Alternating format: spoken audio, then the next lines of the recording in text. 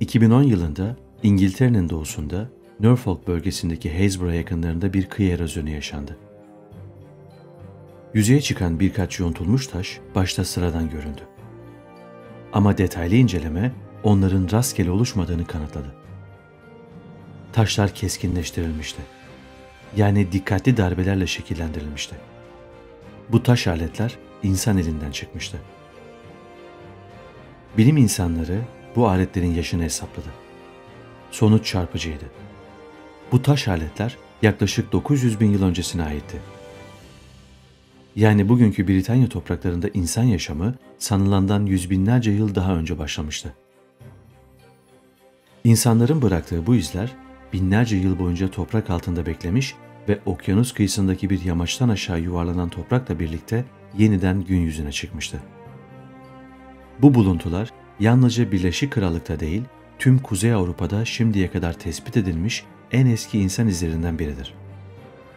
Ve bu keşif, insanlığın Britanya'ya düşündüğümüzden çok daha erken bir tarihte ulaştığını açıkça gösteriyor. Haysborough'daki taş aletlerinin ardından gelen en çarpıcı bulgulardan biri yine Norfolk bölgesinde West Stratton'da ortaya çıkarıldı. 600 bin yıl öncesine tarihlenen dev bir step mamutunun neredeyse eksiksiz iskeleti gün yüzüne çıkarıldı.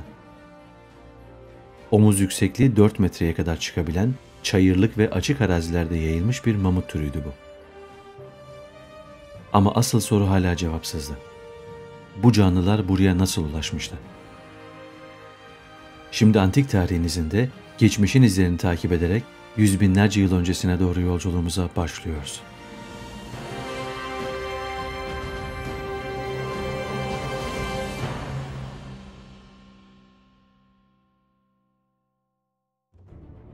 Bir milyon yıl öncesindeyiz. Haritalarda Kuzey Denizi olarak gördüğümüz bölge henüz suyla kaplı değil. Britanya Adası diye bildiğimiz kara parçası Avrupa anakarasından henüz ayrılıp bir ada haline gelmemiş durumda. Bugünkü İngiltere, Hollanda ve Danimarka arasındaki bütün o alan o dönemlerde yemyeşil vadilerle, nehirlerle ve açık çayırlıklarla dolu geniş bir kara şeridiydi. Uzun süren buzullaşma evreleriyle daha ılıman dönemler yer değiştiriyor, her biri doğal hayatı bütünüyle yeniden şekillendiriyordu. Kuzeyden inen büyük buzullar geri çekildiğinde bu alanda verimli bataklıklar, göletler ve geniş çayırlar ortaya çıkıyordu. Bu da dev hayvanların, özellikle mamutların, yünlü gergedanların, dev geyiklerin ve bizonların göç yollarını buraya doğru çekiyordu. Onların peşinden insanlar da geliyordu. Henüz yerleşik yaşamın başlamadığı, avcı toplayıcılıkla geçinilen bir çağdayız. Küçük gruplar halinde dolaşan insanlar Avrupa'nın iç bölgelerinden batıya doğru hareket ediyor. Soğuk dönemlerde güneye çekiliyorlar. Ama iklim yumuşadığında bu bölgelere geri dönüyorlar.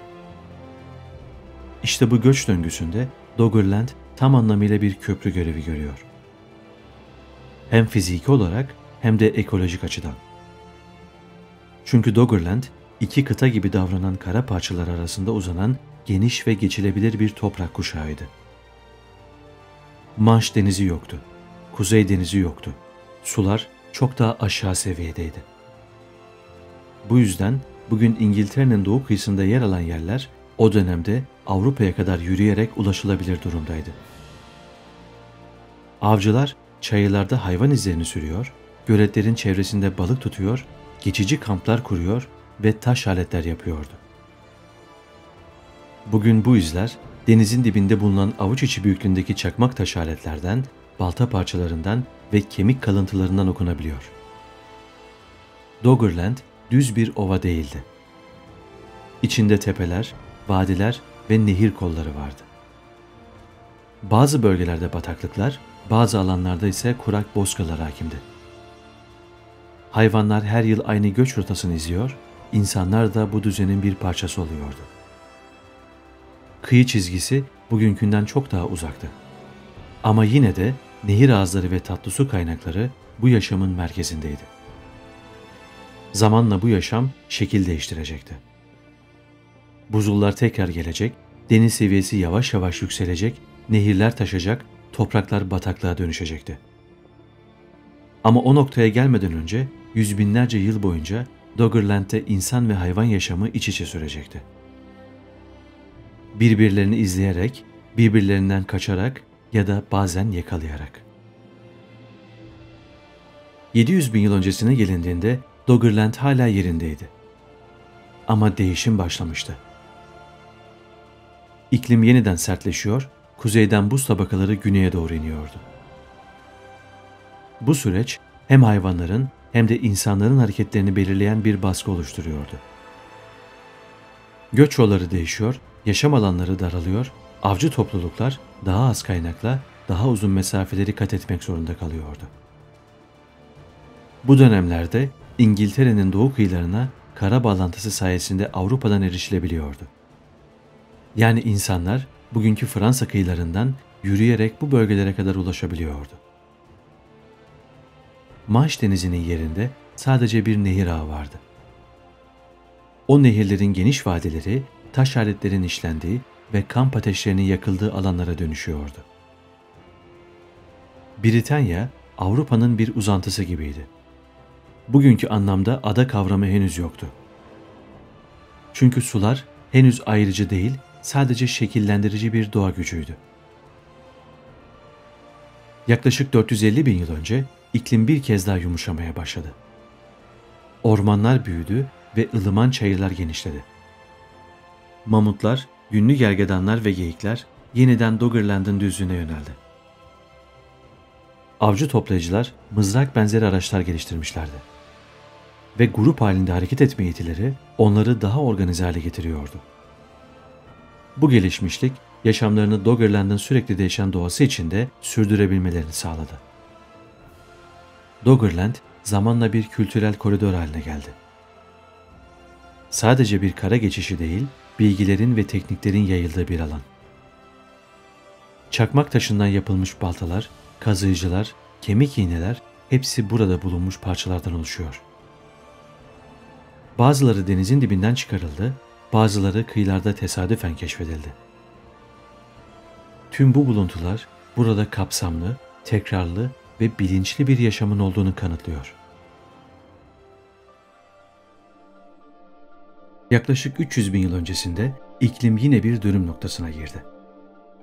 Ama bu kez deniz seviyesi daha kalıcı biçimde yükselmeye başladı. Önce düşük alanlar sular altında kaldı. Nehir yatakları taştı, kıyı çizgisi içeriye doğru çekildi. Göç yolları kesintiye uğramaya başlamıştı. Doggerland'ın kuzeyi bataklığa, güneyi ise gölet ve sığ deniz havzalarına dönüşmeye başladı. İnsanların adım attığı o geniş arazi yavaş yavaş suya gömülüyordu. Bu yüzden insanlar bu değişimi fark etmeden önce belki de binlerce yıl aynı alanları kullanmaya devam etti. 100 bin yıl öncesine yaklaşırken Doggerland'ın büyük kısmı hala su üstündeydi. Ancak bu sonun başlangıcıydı. Çünkü bu dönemde başlayan son buzul çağı Britanya'yı tamamen buzullarla kapladı. Doggerland'de ağır ağır çözülmeye başladı. Yaklaşık 20 bin yıl öncesine gelindiğinde ise dünya son buzul çağının zirvesindeydi. Kuzey Avrupa'nın büyük bölümü devasa buz tabakalarıyla kaplıydı.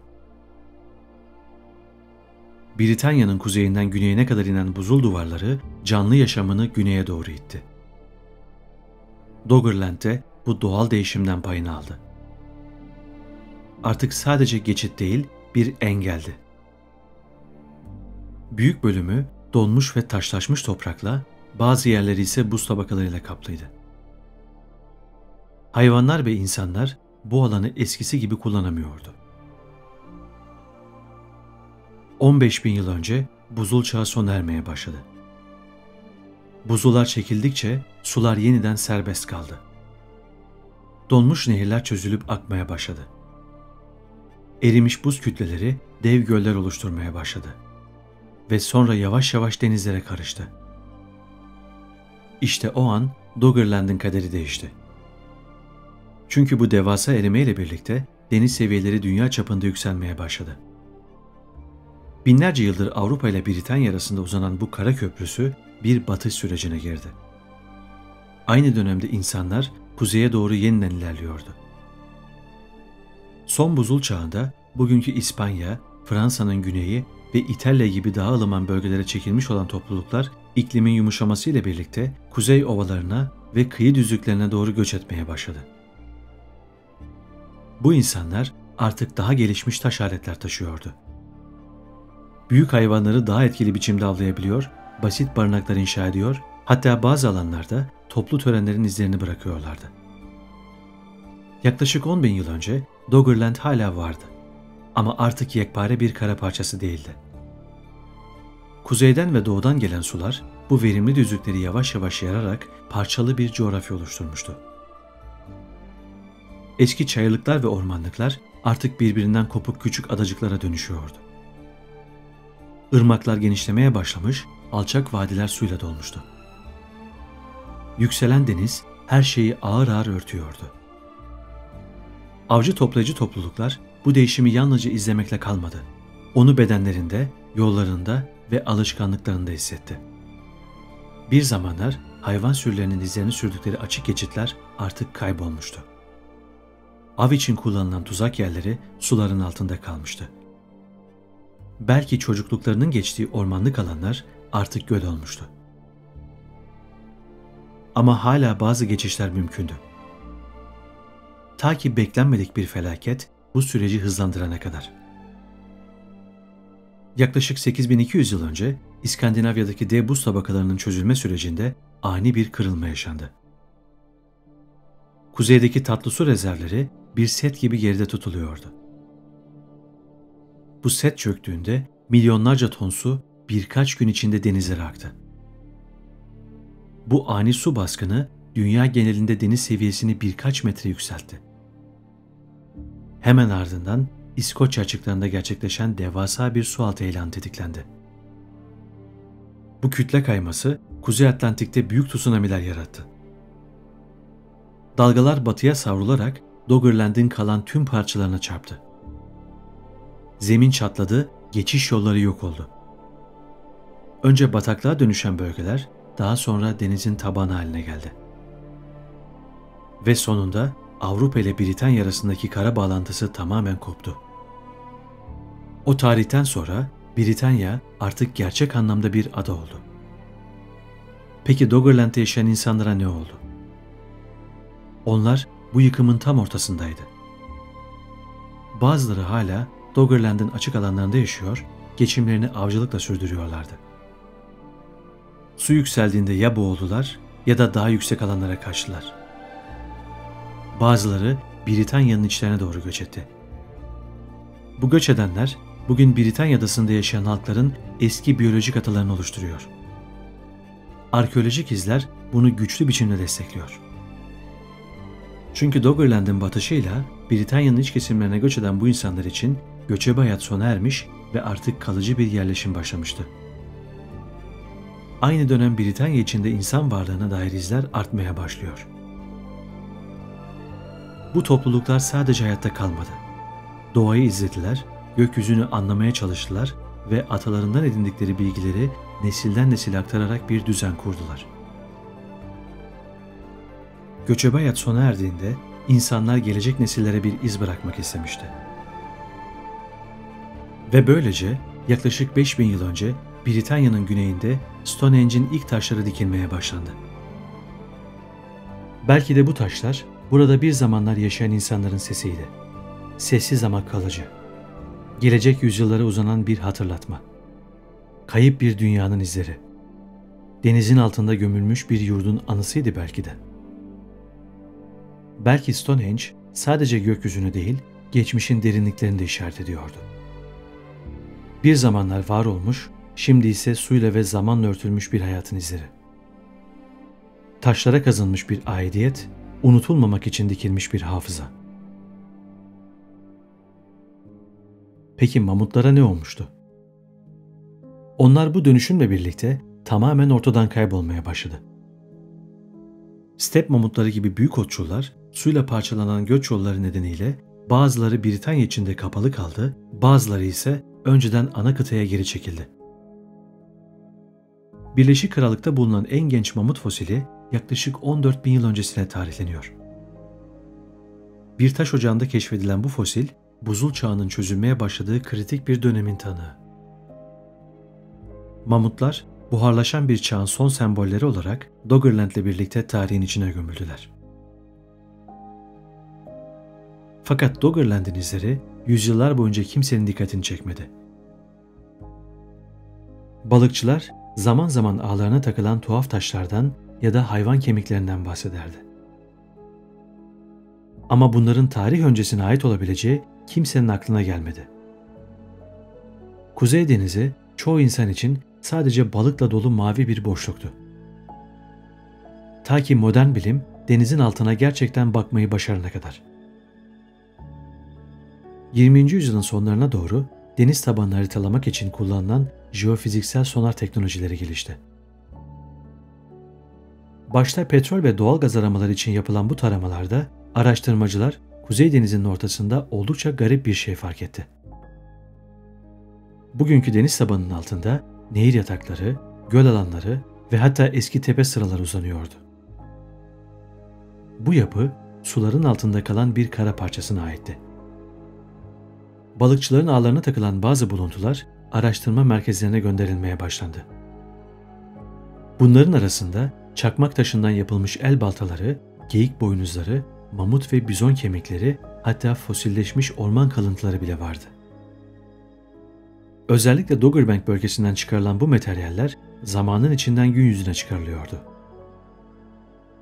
2007 yılında İngiltere'den bir grup bilim insanı Kuzey Denizi'nin altında kalan eski kara parçalarını haritalamak için özel bir araştırma projesi başlattı. Amaç netti. Kuzey Denizi'nin altında kalan Doggerland'i haritalandırmak. Yani bir zamanlar insanların yürüdüğü yolları, nehir kıyılarını, göç rotalarını ve yaşam alanlarını yeniden ortaya çıkarmak. Bu haritalar sadece jeologlar için değil, arkeologlar ve antropologlar için de inanılmaz bir kaynak haline geldi. Çünkü bu bilgiler sayesinde sadece bir kara parçasının değil, insanlığın en eski göçlerinden birinin izleri sürülebiliyordu. Bugün baktığımızda Doggerland'in bulunduğu yer hala Kuzey Denizi'nin en sığ bölgelerinden biri. Denizin altında yaklaşık 30 ila 40 metre derinlikte zamanın unuttuğu bir dünya yatıyor. Her yeni kazı bu unutulmuş kara parçasını biraz daha gün yüzüne çıkarıyor. Doggerland artık suların altında. Ama izleri hala denizin dibinde, kumun altında yaşamaya devam ediyor. Denizin sakladığı kayıp bir dünya gibi. Bir sonraki videoda görüşmek üzere.